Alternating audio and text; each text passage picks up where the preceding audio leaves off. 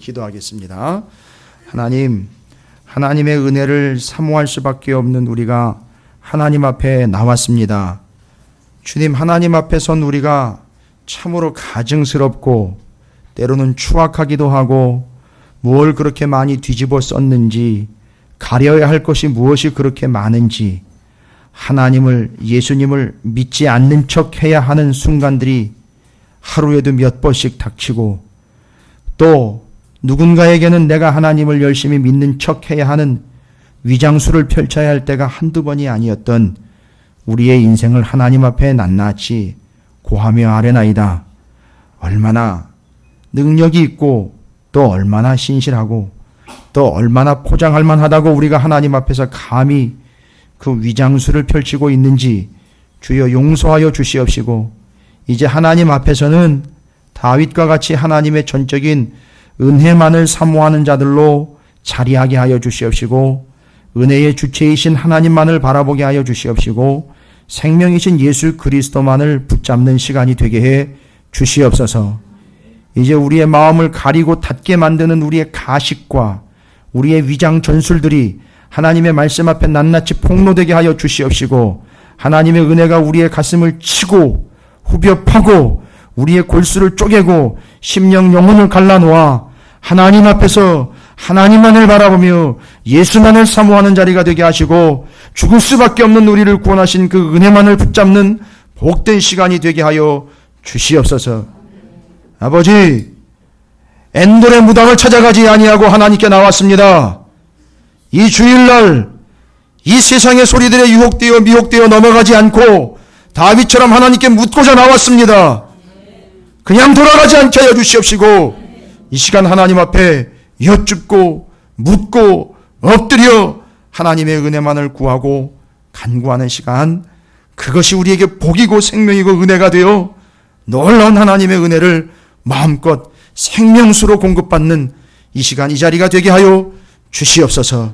하나 안타까운 것은 이 자리에 함께하지 못한 하나님의 백성들 긍휼히 여겨 주시옵소서. 어디 있든지 구별되게 하여 주시옵시고, 아버지 하나님의 은혜 안에 그 통로로 하나님의 은혜 안에서 그 자리로 회복되게 하여 주시옵시고, 이 시간 이 자리를 기억하고 주님을 잊지 않는 자들이 되게 해 주시옵소서.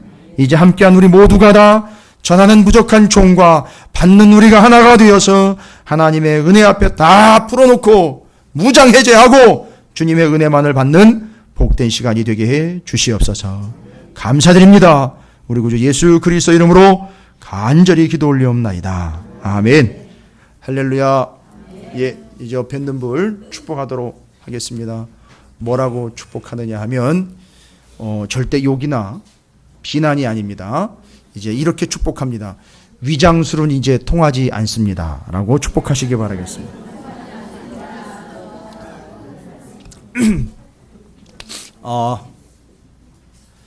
오늘 여기 오신 분들에게는 이제 한 가지 사명이 있습니다. 오늘 예배에 함께하지 못한 이들에게 반드시 오늘 내용을 전하셔야 됩니다. 오늘은 사무엘상이 마무리가 되는 시간이거든요. 원래는 27장부터 31장까지를 다 읽어야 돼요. 오후 예배 때는 다 읽을 겁니다. 읽고 정리 마무리할 건데 상당히 중요한 내용이라 사무엘상이 정리가 되면서 아주 중요한 내용들을 여러분께서 오늘 여러분만 가져가지 마시고 여러분의 주변에 반드시 선포하시고 알려주시기를 바라겠습니다. 오늘 특별히 여러분이 보시면 아시겠지만 사기꾼 두 사람이 나옵니다. 사기꾼 두 사람은 바로 다윗과 사울이에요. 동급이에요. 뭐 다를 거 없습니다. 아니 목사님 초장부터 다윗을 그렇게 족치면 뭔 은혜를 어떻게 받습니까? 여러분, 은혜는 다윗에게 받는 게 아니에요. 은혜는 하나님에게 받는 거죠.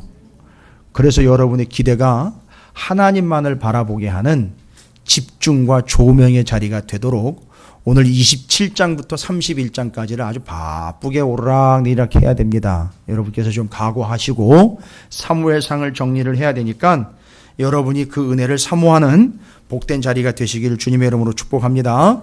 다시 한번 옆에 있는 분 축복하겠습니다. 하나님의 은혜를 사모합시다 라고 축복하시기 바라겠습니다. 감사합니다. 예, 하나님의 은혜가 넘칠 줄로 믿습니다. 은혜는 사모하는 자들에게 주십니다. 그런데 은혜가 누가 사모하는가 봤더니만요, 은혜를 사모하는 사람들이 누군가 봤더니만 믿음 좋은 사람이 은혜를 사모할 것 같죠? 아니요, 너덜너덜해진 사람들이 이제 은혜를 사모하게 되더라는 거죠. 그렇죠? 인생에 정말 조각조각 나가지고 너덜너덜해진 사람들이 이제는 와가지고선 하나님 그게 은혜였나 보네요 하면서 예, 이제는 이게 아니라 이거로군요 하면서 은혜를 구하게 된다는 거예요. 그래서 지금 이제 너덜너덜해진 영혼 두 사람이 소개가 되는데, 뭐 사무엘상에 누가 다른 사람이 있겠습니까? 다윗하고 사울이에요. 여러분 30장 오늘 우리가 함께 읽었는데, 다윗과 그의 사람들이 사흘 만에 시글락에 이른 때에 라고 동네 이름이 나와요. 이 시글락이라는 동네는 블레셋의 땅이에요. 그러니까 지금 그 블레셋의 시글락이라는 동네에 3일 만에 돌아왔는데, 다윗을 따랐던 600명과 그의 식솔들이 있잖아요. 그 600명 빼놓고 나머지가 다 어떻게 된 거예요? 여자들하고 가족들이 싹 다 붙잡혀 갔어요. 누가 붙잡아 갔나 봤더니만, 저를 그렇게 쳐다보고 제가 안 그랬어요 이러지 마시고, 아말렉이 붙잡아 갔어요. 아말렉이 요 시글락이라는 동네에 와가지고 다윗의 식솔들을 죄다 잡아가고 다윗의 재산까지 싹 몰수해 가버렸어요. 그리고 요 시글락이라는 동네 말고 거기가 블레셋 동네니까 블레셋의 다른 동네에도 들어가가지고 거기 있는 걸 죄다 긁고 갔어요. 아말렉이요. 그걸 보고는 이 돌아온 이 600명의 이 백성들이요, 다윗과 함께 이 600명의 이제 군사들이죠. 싸움에 나갈 수 있는 사람들이니까 이 사람들이 기절초풍을 합니다. 그게 이제 오늘 30장이 시작되면서 초반부에 소개가 되고 있어요. 30장 3절에 그렇게 다 잡혀가고 아무것도 안 남아있는 폐허가 된 시글락이라는 자기네 동네를 보고는 반응이 옵니다. 다윗과 그의 사람들이 성읍에 이르러 본즉 성읍이 불탔고 자기들의 아내와 자녀들이 사로잡혔는지라. 다윗과 그와 함께한 백성이 울 기력도 없도록 소리를 높여 울었더라. 이게 얼마나 울었는지 여러분 상상이 가세요? 싹 잡혀가고 아무것도 안 남아있으니까 거기에 털썩 주저앉아가지고 그냥 대성통곡을 하는 거예요. 어떻게 이런 일이 있을 수 있나 막 대성통곡을 하는 겁니다. 그때 거기 가로 열고 가로 닫고, 요거는 어떻게 보면 없어도 되는 얘기인데 거기다 끼워 누운 거는요, 누구보다도요 다윗의 마음을 좀 표현을 하려고 했던 것 같아요. 다윗의 두 아내 이스라엘의 여인 아히노암과 갈멜 사람 나발의 아내였던 아비가일도 사로잡혀 갔어요. 그러니까 아무도 안 남았던 거예요. 싹 다 잡혀갔어요. 그리고 이것 때문에 화가 났어요. 600명이요. 이 600명의 수준이 여러분 아시잖아요. 이게 산전수전 공중전 다 겪은 사람들이잖아요. 이 사람들. 그죠? 여러분처럼요. 그죠? 우리처럼. 뭐라고 그러는지 아십니까? 6절에 백성들이 자녀들 때문에 마음이 슬퍼서 다윗을 돌로 치자 하니 다윗이 크게 다급하였으나 그의 하나님 여호와를 힘입고 용기를 얻었더라. 순식간에 상황이 완전히 그냥 반전이 돼버렸죠. 그렇게 600명이 따라갔다가 갑자기 이 판이 이렇게 돌아가는 걸 보고 누구 때문이라는 거죠? 너 때문이야 하면서 돌을 들어서 치려고 했대. 아주 똑같이 기록된 게 하나 있었죠. 예, 여러분 기억나시죠? 모세오경에 이스라엘 백성들이 모세를요 그렇게 죽이려고 했던 그 전적이 있었던 이 백성들이잖아요. 근데 도대체 어딜 갔다 왔길래 한 3일 걸렸다 그래요. 여기 오는데. 아니 어딜 갔다 왔길래 이렇게 빈 자리로 남겨놓고 아무도 대적할 만한 군인들은 아무도 안 남겨놓고 싹 다 올라갔다가 이렇게 내려와 보니까 다 망하고 다 끌려가고 다 폐허가 된 것만 이게 지금 눈앞에 펼쳐지게 되는, 이게 도대체 어딜 갔다 왔길래, 어떻게 집이 비워놓고 도대체 어딜 갔다 온 겁니까 이 사람들이요. 저를 보셔야 답이 안 나오고요, 성경을 봐야 답이 나와요. 그게 이제 27장부터 나와 있는 얘기예요. 27장부터 나와 있는데 이 시글락이라는 동네가 바로 누구네 동네였다라고요? 블레셋의 땅이에요. 그러니까 블레셋은 여러분 아시잖아요. 블레셋 하면 누가 기억이 나야 돼요? 골리앗이요. 또 골리앗 하면 또 누가 기억이 나야 돼요? 그래서 다윗하고 골리앗 사이가 어떤 사이였습니까? 왼수는요, 아이고, 한 방에 그냥 보내버렸는데요. 뭐, 골리앗을 완전히 눕혔죠. 예. 아이, 그런 관계였는데, 다윗이 지금 어디로 들어와 있습니까? 블레셋으로 들어와 있어요. 블레셋으로 들어와서, 거기에 한 땅을 차지를 하고 있는 상황입니다. 어떻게 하다가 블레셋에 여기까지 왔는지를, 그걸 설명해 주는 게 이제 27장이에요. 27장에 보면, 여러분이 그 내용을 이렇게 기록을 하고 있어요. 다윗이 27장을 보시면은요. 타이틀이 있죠. 다윗이 블레셋 땅으로 피하다. 지금 다윗은 어떤 상황이죠? 사울한테 계속 쫓기는 상황인데 쫓기다 어디로 왔어요? 옛날에는 자기 혼자 왔잖아요. 그래가지고 자기 혼자 와서 죽을 위험에 처하니까 자기가 어떻게 했죠? 예전에? 이제 미친 척 하면서 침 질질 흘리고 대문짝에다가 손으로 막 뭐 이렇게 썼는데, 이게 은사 받은 게 아니에요. 이렇게 막 썼는데 이게 쓴 게 알고 봤더니 그냥 쓴 게 아니라 시편 34편이더라 이거예요.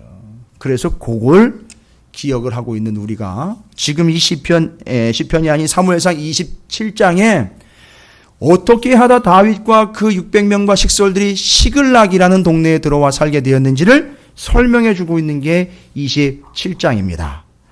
그래서 거기 시글락에 들어와 살고 있다가 뭔 일이 있어가지고 그 다윗이 블레셋의 가드왕 아기스에게 잠깐 군사를 데리고 올라갔다 온 사이에 그 일이 발생이 된 거예요.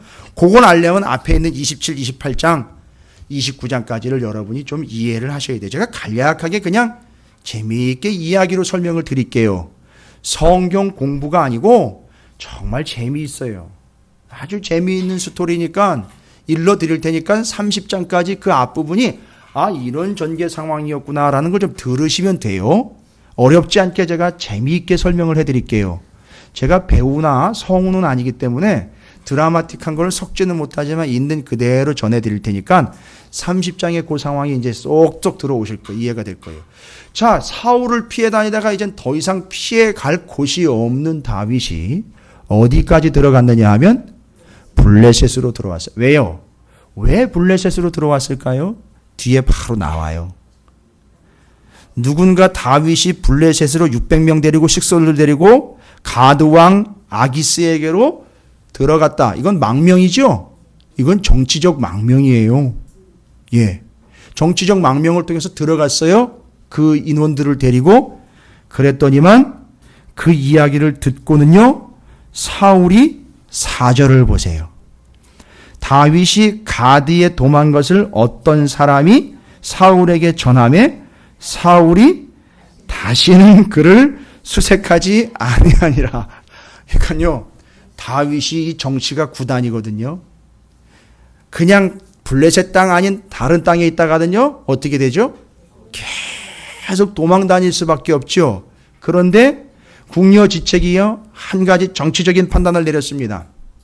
600명과 식솔들을 데리면요. 1000명이 넘는다는 얘기잖아요. 인원수로만 치면은요. 그죠? 그 많은 인원들을 데리고 정치적으로 블레셋의 가드왕 아기스한테 망명했습니다. 근데 이 가드왕이 할렐루야 하면서 어서 와 받아준 거예요. 받아주고 그 가드왕 옆에서 함께 살고 머물게 해줬어요. 그런데 다윗이 이게 그래도 명색이 옛날에 대적이었는데 왕 옆에 제가 이렇게 떡하니 자리를 차지하고 산다는 것은 좀 뭔가 자기도 부담스럽고 왕도 뭔가 부담스러울 수 있으니까 한 동네를 좀 빼달라는 거예요. 우리가 따로 살 수 있는 동네를 한 동네 좀 빼주시면 우리가 거기 가서 살겠습니다 했는데 그 동네가 바로 맞아요. 시글락이에요. 그래서 그 시글락이라는 동네를 부여를 받았어요. 그리고 거기서 살도록 허락을 받았기 때문에 다윗과 다윗의 무리들이 거기가 살게 됐던 거예요. 그런데 이제 문제는 뭐냐 하면 자기들 백성들이 먹고 살아야 되잖아요. 먹고 살고 또 돈도 있어야 되는 거고 먹거리도 있어야 되니까 다윗이 이제 안 하던 짓을 해요.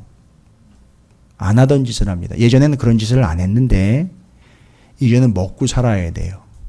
먹고 살아야 되니까 자, 무슨 행동을 하느냐 하면 5절부터 차분히 좀 27장은 길지 않으니까 스토리 이해를 위해서 제가 좀 읽어보면서 설명을 드릴게요. 다윗이 아기스에게 이르되 바라건대 내가 당신께 은혜를 입었다면 아니죠. 은혜를 주십시오라는 얘기죠.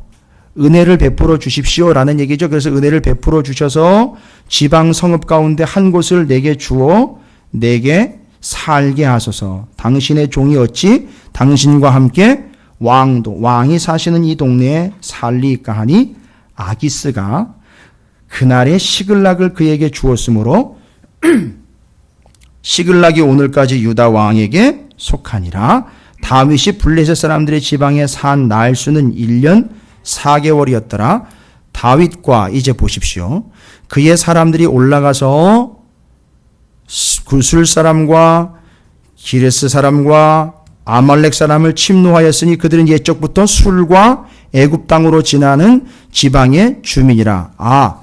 블레셋 변방에 있었고 유다의 변방에 있다가 늘 유다를 공격을 해가지고 유다를 너무너무 이스라엘을 힘들게 했던 세 족속이 지금 소개가 되고 있네요. 바로 이 사람들이 누구냐 하면 블레셋 변방, 유다 변방에서 이스라엘을 늘 괴롭혔던 족속들을 대표적으로 세 개를 지금 얘기한 거예요. 그술 사람, 기르스 사람, 아말렉 사람을 다윗이 어떻게 했어요? 침노해서 바로 그들이 가지고 있는 것을 빼앗아서 먹고 사는데 씁니다. 왜냐하면 600명 이상이 됐기 때문에 많은 게 필요해요. 그러니까 그걸 충당을 해야 되니까 침략을 해가지고 거기 있는 걸 뺏어왔어요. 그런데 문제는 안 하던 짓을 했다는 게 문제가 아니라 다윗이 안 하던 짓을 했는데 요걸 어떻게 하느냐면 살짝 위장을 합니다. 포장을 해요. 이 소식을 들었어요. 다윗이 움직임이 참 민감한 부분이거든요. 다윗이 뭘 하며 살고 있는지 누구한테 참 민감하지요? 그렇죠. 이미 사울은 블레셋 땅으로 들어와 버렸으니까 차라리 쫓지도 않고 그냥 쳐내버려 뒀어요. 그런데 문제는 뭐냐 하면 다윗이 어디로 들어와 있어요 지금. 옛날에 골리앗을 쳐 죽였고 다윗은 만만이라고 칭송받았던 그가 블레셋에 들어와 있기 때문에 제일 민감하게 반응한 사람이 누구냐 하면 그 블레셋 왕이란 말이에요. 그리고 그 신하들이잖아요. 뒤에도 나와요. 29장에 가면 나옵니다. 그 신하들이 반대해요. 다윗을 데리고 전쟁에 나가는 거 안 됩니다. 그거 할 수 없습니다라고 반대를 해요. 아주 민감한 거예요. 그래서 다윗이 어디를 가고 무엇을 하는지가 늘 관심사였는데 이게 큰 거 하나 터뜨린 거 아닙니까? 주변에 있는 민족들을 세계 민족이나 가서 쳐가지고 그걸 뺏은 거예요. 그런데 가드 왕이 물어봅니다. 아기스가 물어봐요. 10절이죠. 이르되 너희가 오늘은 누구를 침노하였느냐 하니 다윗이 얘기합니다. 유다 네겝과 여라무엘 사람의 네겝과 겐 사람의 네겝이니이다 하였더라. 여러분 8절하고 10절하고 비교를 해보세요. 한 짓은 8절인데 이야기는 10절로 변명처럼 거짓말 아닌 거짓말을 하고 있어요. 목사님 이게 뭔 차이예요? 어디를 침략했느냐라고 질문을 했죠. 가드 왕이요. 그런데 다윗이 뭐라고 얘기했느냐면 저기 저 유대 땅의 그 아래쪽에 있는 거기 그 동네 좀 갔다 왔습니다. 뭐 이런 식인 거예요. 지금 아주 얼버무리면서 이야기를 하는데 실제로는 이게 잘 몰라서가 아니라 어영부영 대충 넘어가려고 하는 거예요. 그러면서 얘기는요. 이게 틀린 얘기는 아니에요. 여기 네겝이라는 말은 남쪽 어디 남쪽 남방이라는 뜻이에요. 그럼 맞는 얘기예요. 맞는데 정확하게 이야기하면 유다를 괴롭혔던 이스라엘을 괴롭혔던 적들을 친 거라는 얘기죠. 그러면 지금 자신은 여전히 누구를 생각하고 있다는 거죠?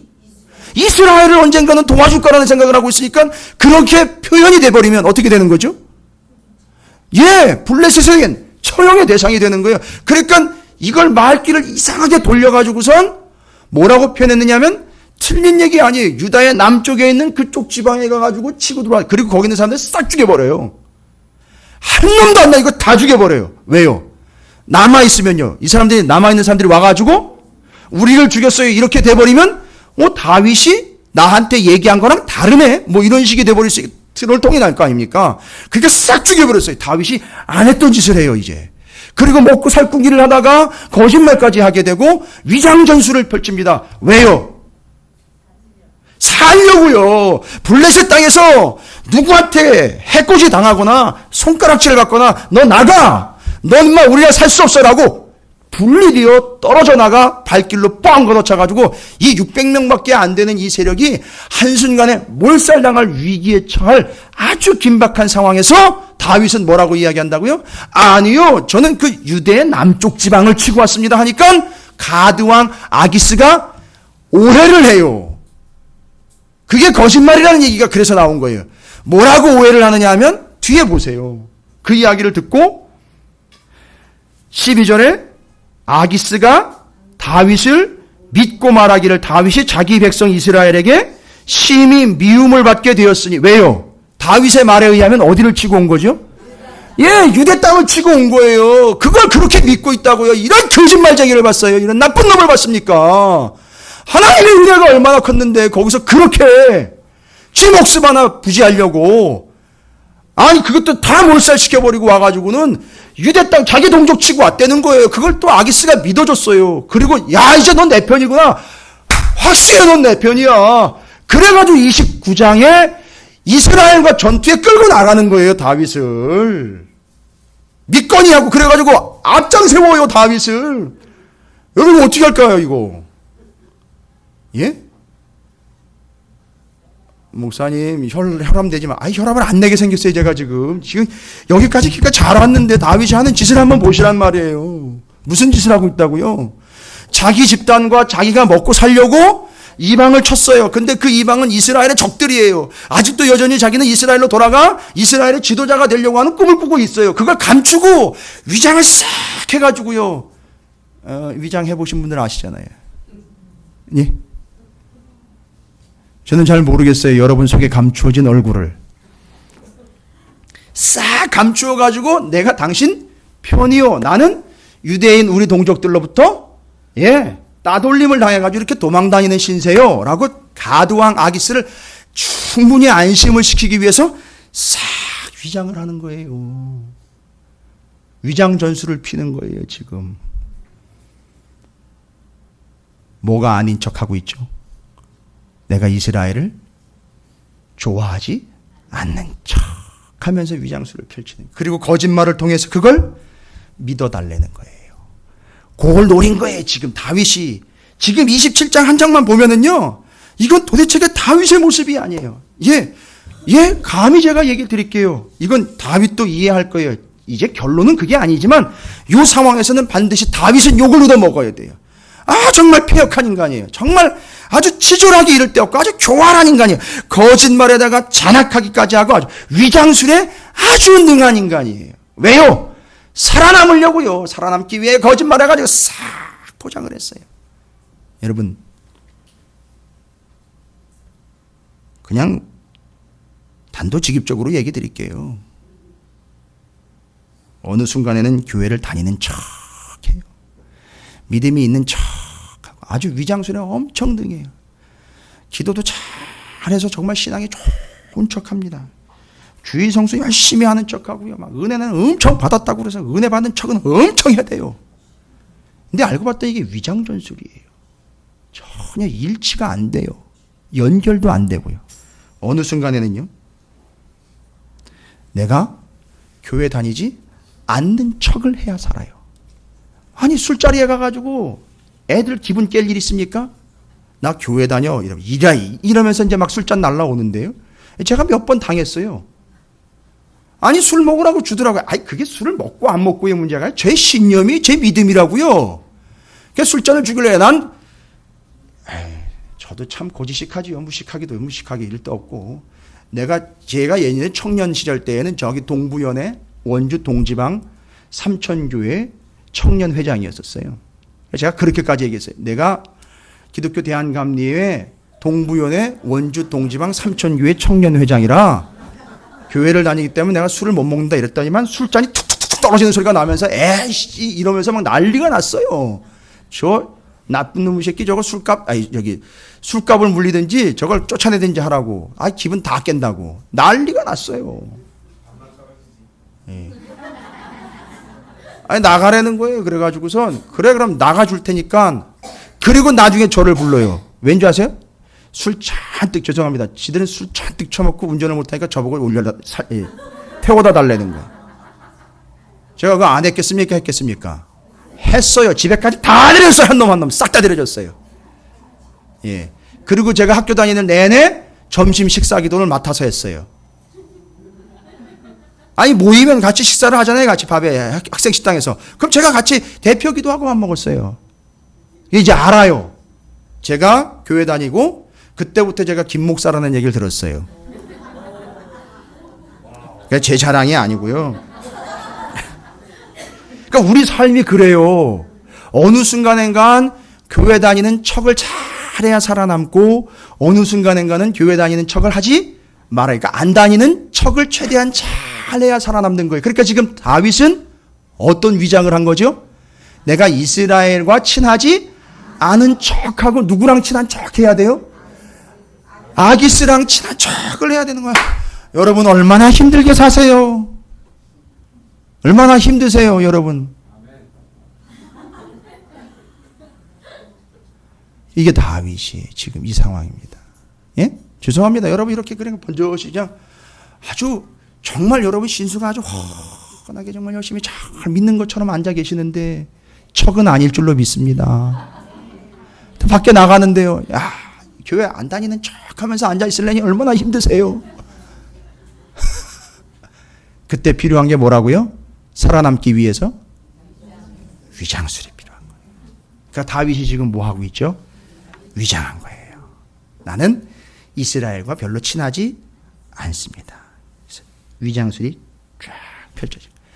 여러분 그러면 여기서 끝나면 재미없잖아요. 사울만 잡으면 안 되잖아요. 그죠?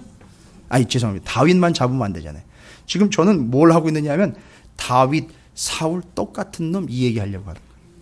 그게 어디? 28장이에요. 잘 보세요. 하나 또 찌질이 궁상 떠는 찌질이 하나 또 등장을 합니다. 다윗도 못난 찌질이에다가 궁상 덩어리인데 거기서 그치지 않고 또 아주 완벽한 위장복을 입은 한 놈이 또 등장을 해요. 자, 어떤 위장술을 펼치느냐 28장입니다. 이게 누구 얘기죠?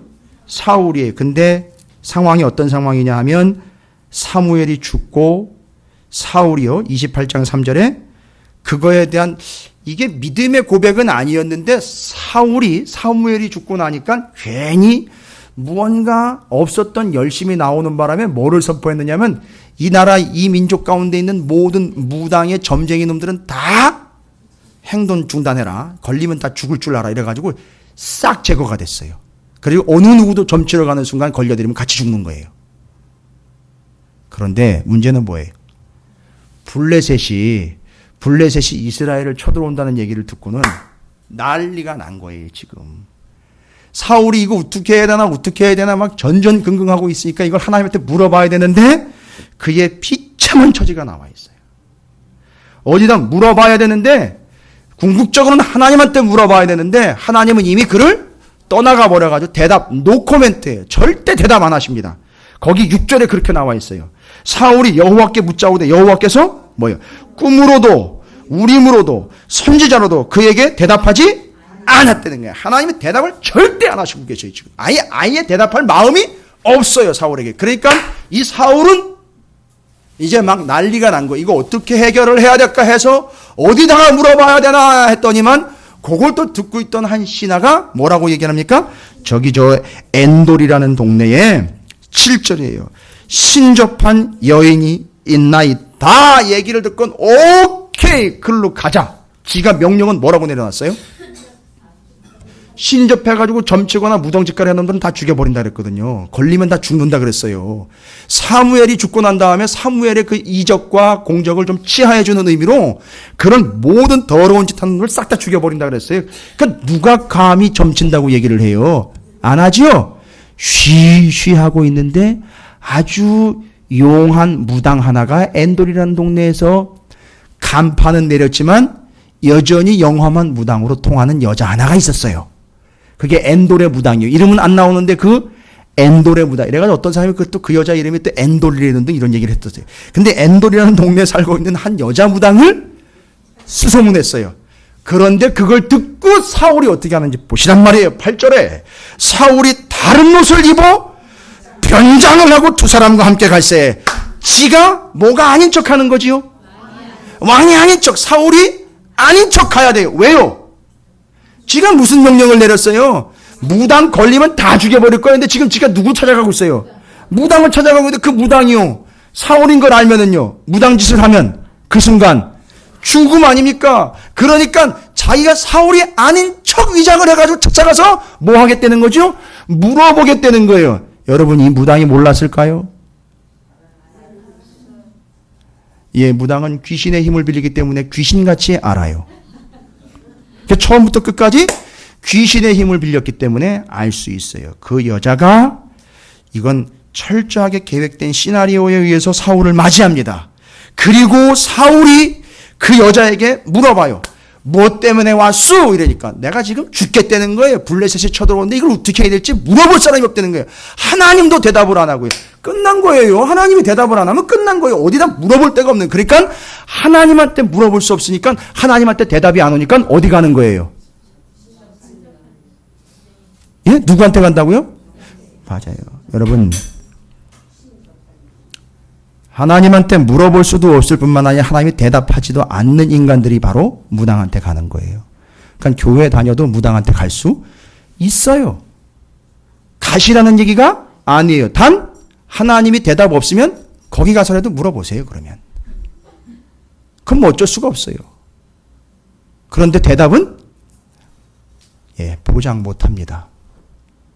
가면 또 점괘가 나와요. 또 참 희한해요.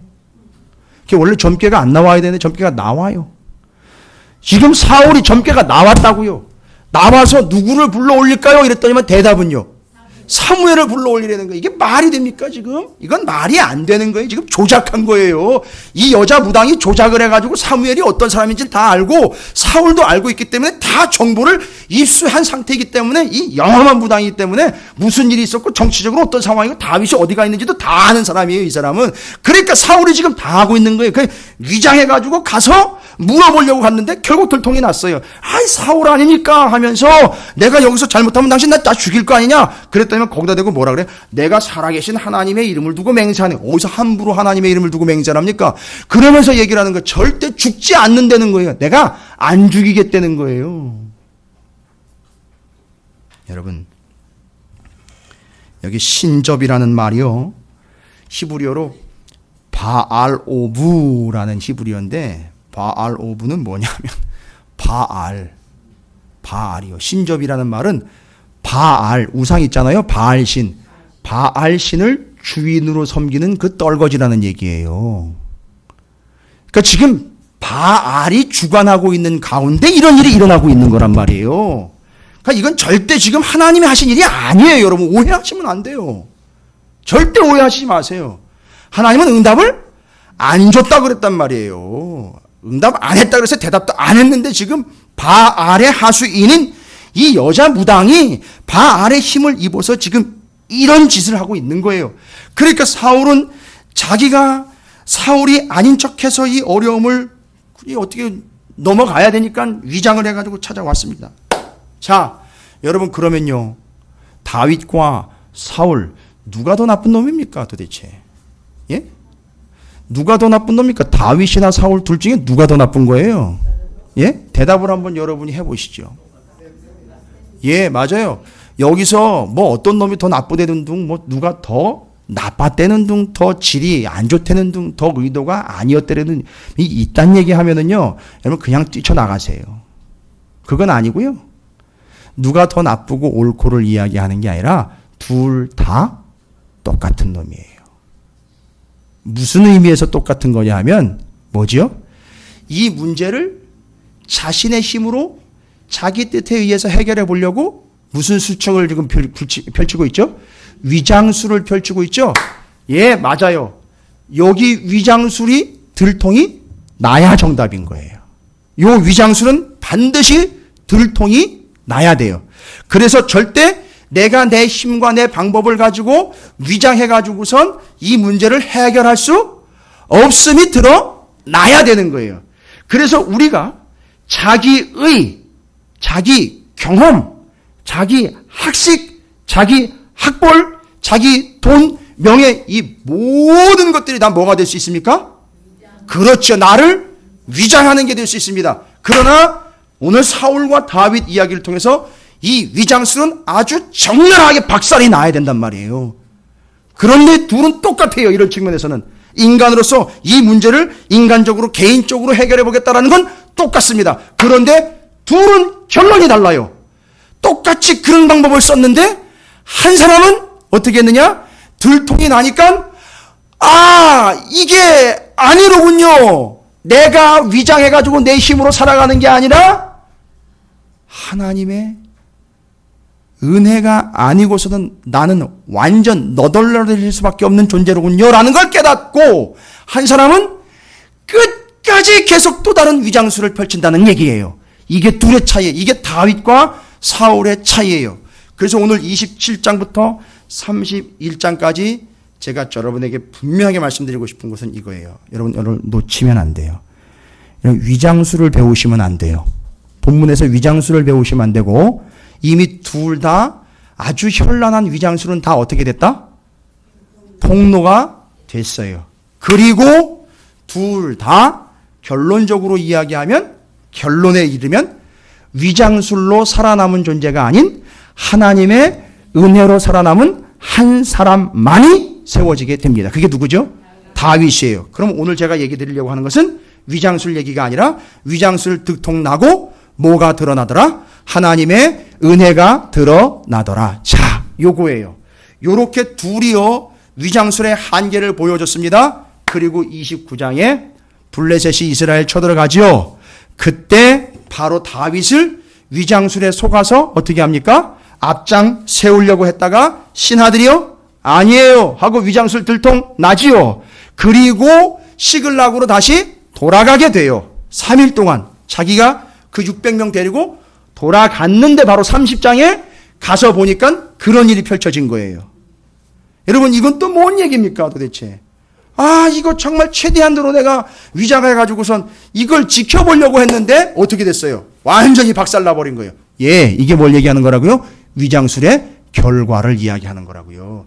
그렇게 꾸미고 그렇게 숨기고 그렇게 감추고 아닌 척, 그런 척하면서 살아가는 이 위장술의 한계란 말이죠. 그 결과 자기 동네 자기 백성이 싹 다 잡혀가고 싹 끝나버렸어요. 이제 다윗은 여기서 결단 내려야 되는 거죠.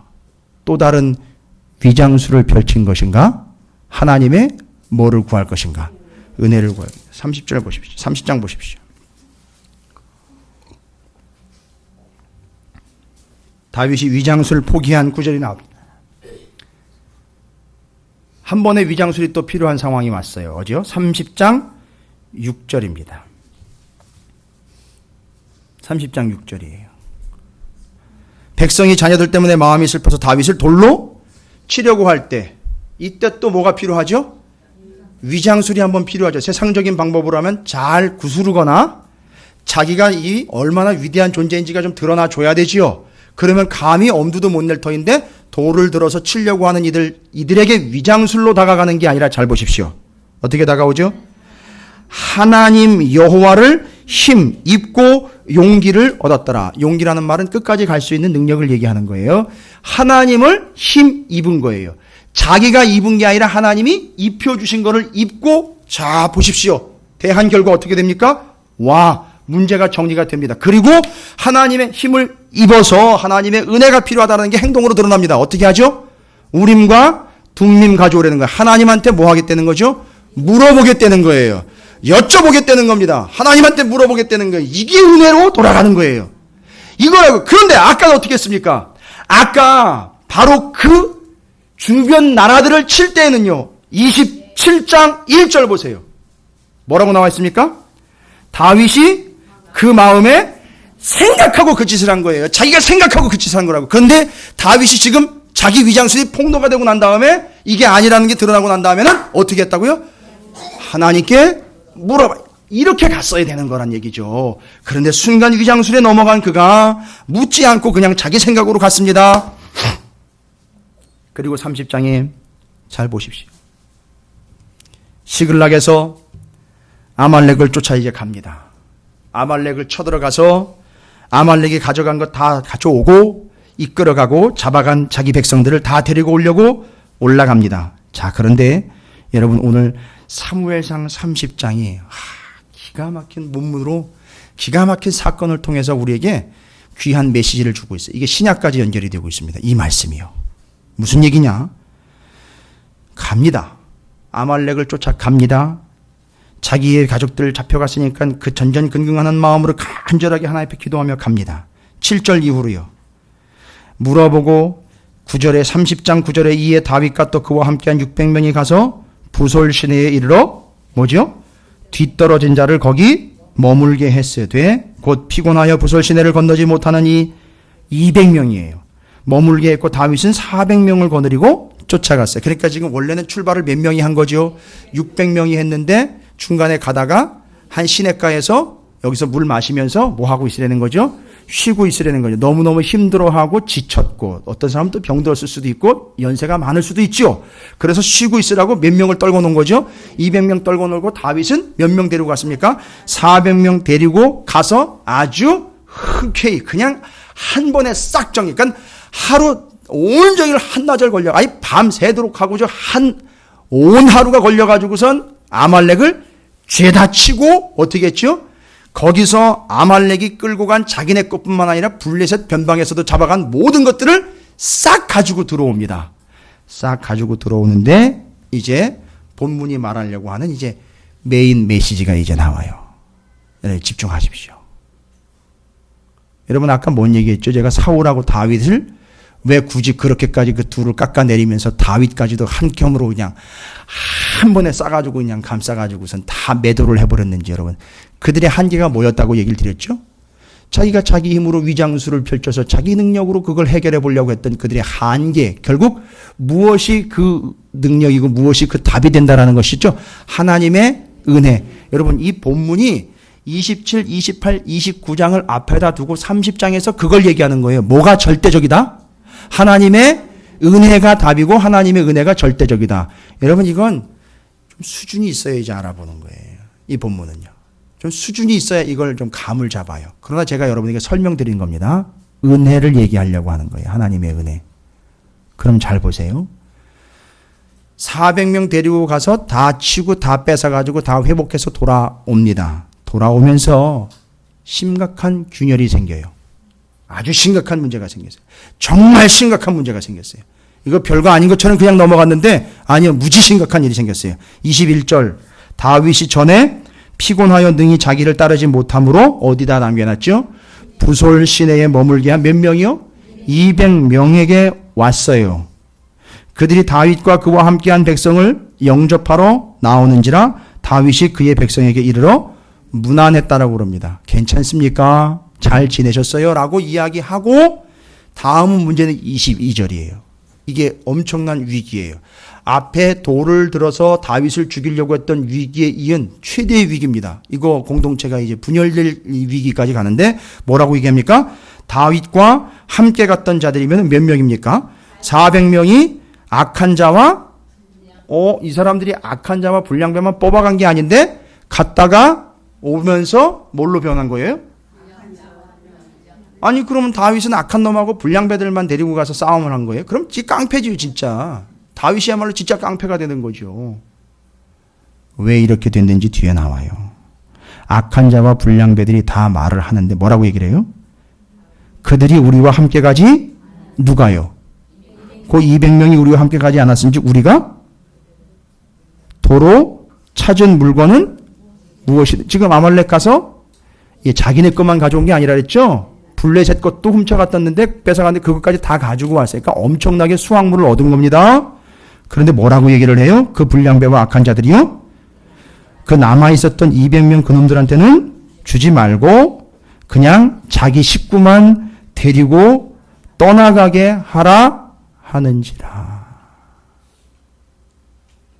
여러분 이건 내가 감동받을 일은 아닌데 여러분 별로 심각하게 받아들이시지 않는 것 같은데, 이게 다윗을 따라다녔던 600명들의 상태예요. 그러니까 걔들은 뭐 하지 않았기 때문에, 가서 힘을 보태지 않았으니까, 지네들이 덕을 쌓은 게 없고 힘을 보탠 게 없고 한 게 없으니까 뭐 하지 말자는 거죠? 주지 말자는 거죠. 여러분, 이게 철저하게 세상 논리예요. 그죠? 이거 받아들이면 어떻게 돼요? 이 공동체는 박살나는 거고 다윗은 거기서 완전 신임을 잃게 되는 거예요. 끝나는 거예요. 그런데 사울 같았으면 요거 받아들여요. 사울 같아. 그러나 다윗이 어떻게 이 일에 반응하는지 보세요. 뭐라고 나옵니까? 23절입니다. 다윗이 이르되 나의 형제들아, 여호와께서 우리를 보호하시고 우리를 치러 온 그 군대를 우리 손에 넘기셨은즉 그가 우리에게 주신 것을 너희가 이같이 못하리라. 자기가 가서 거두어 온 게 아니라 하나님이 주셨다는 거예요. 여기서 벌써 그 위장술로 현란한 앞부분을 장식했던 다윗이 하나님의 은혜가 무언지를 정확하게 깨닫고, 이건 우리가 가서 거두어 온 게 아니라 하나님이 준 거니까 네가 어떻게 네 공로를 내세워가지고 안 간 놈 간 놈 나눠가지고 간 놈끼리 나눠 갖자고 이야기하냐? 이건 아니다. 이건 하나님이 주신 거예요. 그게 뭐예요? 하나님이 주신 거예요. 그게 은혜라는 거예요. 은혜이기 때문에 이 은혜는 나눠야 된다는 거예요. 이걸 그 위장술을 폭로당하고 난 다음에 깨닫는 거예요. 여러분, 잘 이해가 안 되시면은요, 요거랑 아주 똑같은 얘기가 신약에 나와 있어요. 포도원 품꾼 비유 아시잖아요. 어느 누구도 이 본문을 그렇게 연결은 안 했습니다만 저는 그렇게 연결하고 싶어요. 포도원의 품꾼을요, 주인이 데리고 들어옵니다. 아주 이른 아침부터 일을 하러 온 사람 있고요, 오전 9시에 온 사람 있고요, 오후 3시, 5시, 이렇게 들어온 사람들이 있단 말이에요. 근데 문제는 뭐냐 하면 품삯을 나누어줄 일을 마치게 될 상황이 되니까 좀 일찍 왔던, 먼저 왔던 자들이 뭐라고 얘기를 한다고요? 이걸 이렇게 나누어주는 거는 이치에 맞지 않습니다. 우리를 무시하는 처사고, 우리가 일찍 와가지고 더 많은 일을 했는데 우리에겐 더 주지 않고 오히려 똑같이 줬다라는 이 문제는 아주 심각할 뿐입니다. 딱 얘기를 하니까 주인이 뭐라 그래요? 그건 내가 주는 거고, 그러니까 내 마음이다. 그런데 여러분, 이 비유가 무슨 비유인지 아세요? 마태복음 20장 1절부터 16절까지의 타이틀이 나와 있어요. 그리고 시작할 때 뭐라고 나오는지 아십니까? 그냥 넘어가시면 안 돼요. 단순히 그냥 주인의 마음이니까 하나님이 알아서 하시고 마음대로 하는 게 아니라, 이게 은혜가 뭐랑 연결되어 있느냐 하면 마태복음 20장 첫 부분을요. 예? 이게 왜, 뭐 때문에 이 포도원 품꾼 비유를 얘기했으니까 뭘 설명하려고요? 20장 1절에 나와 있잖아요. 뭘 설명하려고 그러는 거죠? 천국을 설명하려고 하는 거예요, 여러분. 천국은 죽어서 가는 천국이 아니라, 여기 천국은 하나님의 나라를 이야기하는 거예요. 하나님의 나라는 하나님이 다스리는 나라는 위장술 아닌 은혜로만 사는 나라라는 걸 이야기하기 위해서 언제 들어왔던 주인이 주는 대로 받고, 그걸 오히려 은혜로 받은 사람들은 누굽니까? 일찍 들어온 사람들이 아니라 5시에 문 닫을 때 들어와가지고 똑같이, 그렇죠, 똑같이 그 급료를 받은 사람이 진짜 뭐를 경험하는 거죠? 진짜 은혜를 경험하는 거. 그러니까 지금 부설 시대에 남아있던 몇 명이요? 200명이 진짜 은혜를 경험하는 거예요. 연약한 듯 보이지만 진짜 이 사람들이 최고의 일꾼이 될 거라는 거죠. 그리고 우리 공동체는요, 다윗이 이야기하죠. 우리 공동체는 어떻게 해요? 그날부터 뭐래요? 이것으로 이스라엘의 율례와 규례를 삼았더니 오늘까지, 그날부터 이 법칙이요. 누가 뭐를 어떻게 해서 그 양에 비유해서 그걸 한 만큼 주는 게 아닌 전적으로 하나님의 은혜로 살아가는 공동체가 바로 내가 이끌어갈 공동체인데 이게 이제부터 우리의 법이 된다는 거예요. 와우! 뭡니까? 이제 앞으로 다윗이 뭐가 되죠? 왕이 되죠. 그러니까 그 이스라엘이라는 나라는 앞으로 하나님의 전적인 은혜로 이렇게 이끌어가게 될 나라, 제사장 나라가 된다라는 걸 여기서 이야기하는 거예요. 그러니까 여러분 중요한 얘기, 엄청 수준 높은 얘기, 진짜 수준 높은 얘기입니다. 아주 고급진 얘기예요. 그러니까 지금 다윗을 쫓아다니는 사람들은 먹을 것도 제대로 못 먹고 헐벗고 고통스럽고 곤욕이지만 마태복음 20장 비유에 의하면 뭐는 마치 천국은 마치 하나님의 은혜로 살아가는 사람들의 모임인 것이다라는 것처럼 지금 보세요. 이 다윗이 이끌고 가는 이 무리는요. 이 모임은 뭐라는 거예요? 천국이라는 거예요. 천국이라고요. 여기서 한 사람도 그래서 나간 사람이 없어요. 그러니까 천국은 뭐예요? 천국은 마치 뭐 여러 소리가 많은데 천국은 뭐 벗고요? 위장과 위선을 다 벗고 뭐로만요? 하나님의 은혜로만 사는 사람들의 모임이 천국인 거예요. 이제 우리는 우리의 능력과 우리의 방법과 우리의 목적을 위하여 아닌 척하거나 그런 척하는 위장술 다 벗고 전적인 하나님의 은혜만으로 살아가는 천국의 백성으로 살아가야 된다는 걸 여기서 얘기하고 더 재미있는 건 뭔지 아세요? 31장에 가면 사울이 죽어요. 아들과 함께 전쟁터에 나가서 죽습니다. 죽고 목 잘려요. 그리고 시체가 성벽에 걸려요. 이때 잘 보세요. 이때 그 시체를 누가 거두어 주는지 아십니까? 아니요. 땡! 없는 얘기 하지 마세요. 다윗도 엄두를 못 냈어요. 왜냐하면 다윗이 움직이면 전쟁하자고 덤비는 거나 마찬가지로. 잘 보세요. 지금 시글락에 있다고요. 블레셋의 땅에 들어와 있는데 자기가 어떻게 사울의 그 시신을 거뒀다가는요 전면전 가는 거예요. 끝나는 거예요. 이건 잘못 움직이면 큰일 난다고요. 누가 시신을 거두어 드리는지 아십니까? 31장에 거기 나와 있잖아요. 11절 31장 11절 길르앗 야베스 주민들이 블레셋 사람들이 사울에게 행한 일을 듣고 모든 장사들이 일어나 밤새도록 달려가서 사울의 시체와 그의 아들들의 시체를 벳산 성벽에서 내려가지고 야베스에 돌아가서 거기서 불사로 그의 뼈를 가져다가 야베스 에셀나무 아래에 장사하고 7일 동안이나 금식했어요. 여러분 이게 왜 이 이야기가 뒤에 나오는지 아세요? 사울이 이렇게 비참하게 죽은 비참한 놈 이 얘기하려고 하는 게 아니라 여기서 하려고 하는 얘기는 사울에게 은혜로 갚은 자들의 이야기를 길르앗 야베스 사람들의 얘기로 마무리를 하고 있는 거예요. 잘 보세요. 이게 상당히 중요한 내용입니다. 이게 본문이 가지고 있는 의도예요. 어떤 의도입니까? 이미 앞서서 보시면 아시겠지만 길르앗 야베스 사람들은 어디에 나와 있어요? 사무엘상 11장에 나와 있어요. 처음 사울이 왕으로 기름 부음을 받고 아무 일도 못하고 있다가 그냥 찌질이처럼 살아가고 있다가 바로 그 길르앗 야베스 사람들에게 암몬이 쳐들어가지고 공격했다는 얘기를 듣곤 그 길르앗 야베스 사람들을 적극적으로 도와서 구원을 해내요. 그게 사무엘상 11장에 나와 있는 내용이에요. 지금 여기서 사울을 거두어들인 이유는 뭡니까? 바로 그때 그것이 은혜였기 때문에 자기들의 죽음을 무릅쓰고도 그 사울의 시신을 거두어들인 길르앗 야베스 사람들 이야기가 11장과 31장의 앞과 뒤로 연결되고 있고요.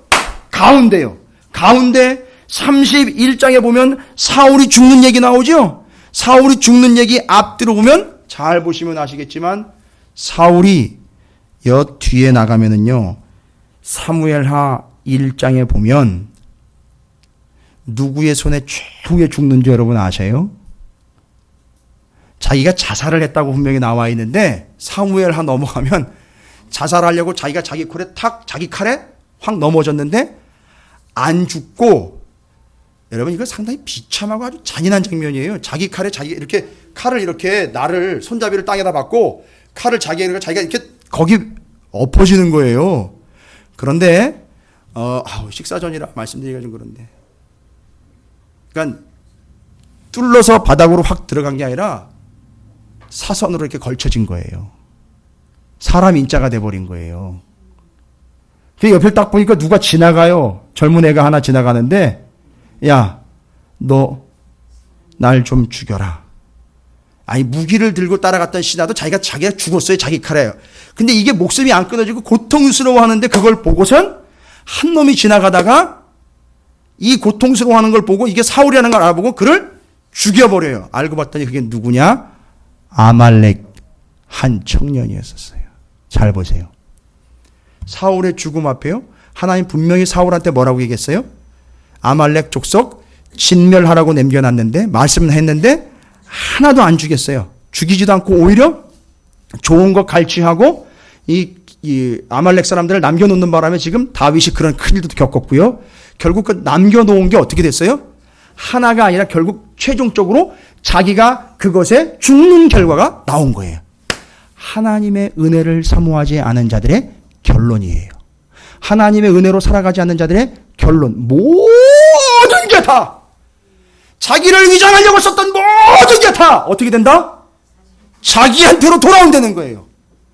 그러나 하나님의 은혜로 살아가는 자들은요, 하나님의 은혜를 사모하여 그가 사는 그 어디나 하나님 나라 천국이 되어 하나님과 함께 살아가는 존재가 되더라는 사실을 여기서 이야기하는 거예요. 그래서 길르앗 야베스 사람들 은혜를 잊지 않았더라. 이 사람들도 은혜를 잊지 않는데 하나님의 백성들이요, 하나님의 은혜를 잊지 말고 하나님의 은혜로 살아가십시오라고 이야기하는 게 27장부터 31장까지 사무엘 상의 결론적인 이야기로 마무리를 짓고 있는 거예요. 그래서 다윗이 그렇게 정치를 잘했던 이유는 그 하나님의 은혜를 가지고 정치했기 때문에 그래요. 위장술을 가지고 정치한 게 아니고요. 무서운 얘기예요. 위장술을 피면 펼칠수록 그 위장술의 결과는 자기한테 돌아온다는 거예요. 그게 시편에 나와 있잖아요. 이놈들이 구덩이를 팠는데 오히려 자기가 그 구덩이에 빠지더라. 올무를 만들었는데 자기가 그 올무에 걸리더라. 그 결론인 거예요. 여러분, 위장술이 아니에요. 하나님의 전적인 은혜입니다. 그래서 잘 보십시오. 오히려 오늘 말씀 제목처럼 뒤떨어진 은혜이 뭡니까? 은혜가 뒤떨어졌다는 얘기 아니에요. 그 뒤떨어진 자들에게 하나님의 은혜가 임한 거예요. 세상이 말하는 덜 떨어졌다고 어리석다라고 이야기하는 참 어설픈 사람들, 그 사람들에게 하나님의 은혜가 임한 거예요. 왜요? 이 사람들은 절대 위장술로 자기들을 더 이상 감쌀 수 없게 되었기 때문에 하나님의 은혜로만 살아갈 수밖에 없게 된 것이 진짜 은혜였다라는 거예요. 예, 여러분 더 이상 포장하지 마세요. 괜히 뭐 있는 척하지 마시고요.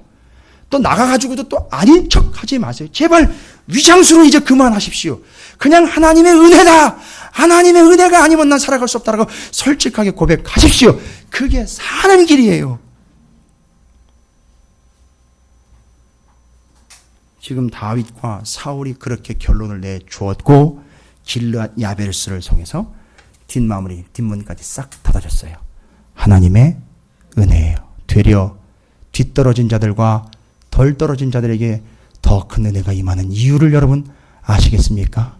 잘 나간다고 포장하고 있는 이들에게 절대 은혜가 임할 수가 없어요. 되려 하나님은 그걸로도 이걸로도 저걸로도 대답하지 않는다라는 게 사울의 모습입니다. 여러분, 오늘 이 본문의 말씀을 이제 오후 시간에도 조금 더 깊이 있게 함께 나누겠지만 절대 잊지 마시기 바랍니다.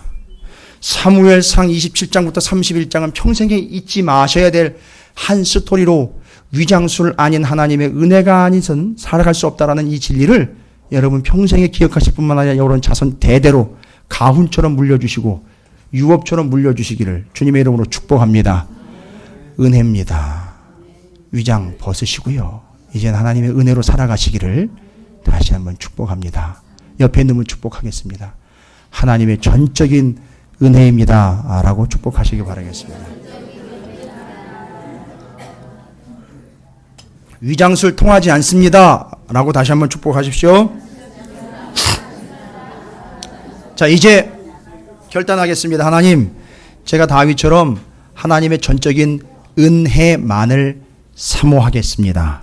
다윗처럼 그래서 우리 교회가 그 천국 되게 하시고 여러분의 가정이 그 천국이 되시기를 주님의 이름으로 축원드립니다.